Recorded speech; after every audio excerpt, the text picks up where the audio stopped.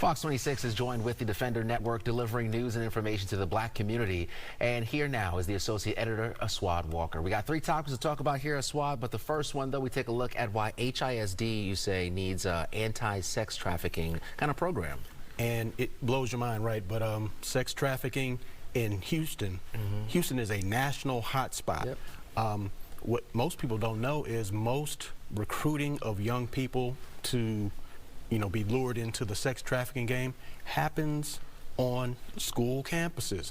55% of trafficking survivors say they were first approached and groomed at a school event or on school campus. And so schools are going to have to really step up their efforts to try to fight back, because the average age of someone who is entering into that horrible situation is between 12 and 14 years old.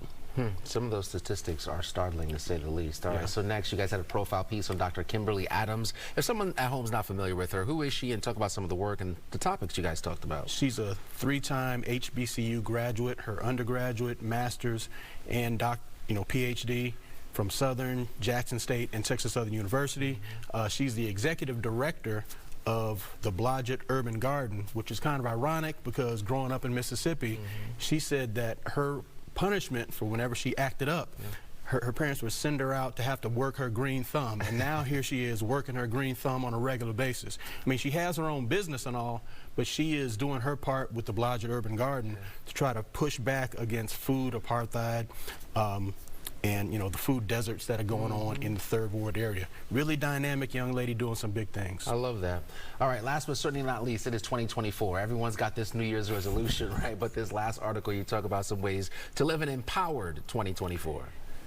One of the reasons is most of the time we're thinking of resolutions on an individual basis, but how about us as a group doing something? Like, what can we as black people do? And so this article talks about 5 things we can do to live an empowered 2024. One of those things is voting for us. Not simply what's going to work for me as an individual, but what's going to help us as a group, as a collective. Historically, groups that move in power like that, that's how they think.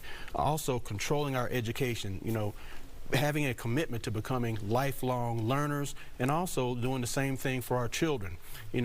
Regardless of all the things all the black books and black topics that are being banned in public schools, we can still do something with our youth at home and in our community centers, and we got to step up and do it. All right, Aswad Walker, thank you so much for joining us here. Great conversation as always. You can find some more details on all those stories at fox26houston.com.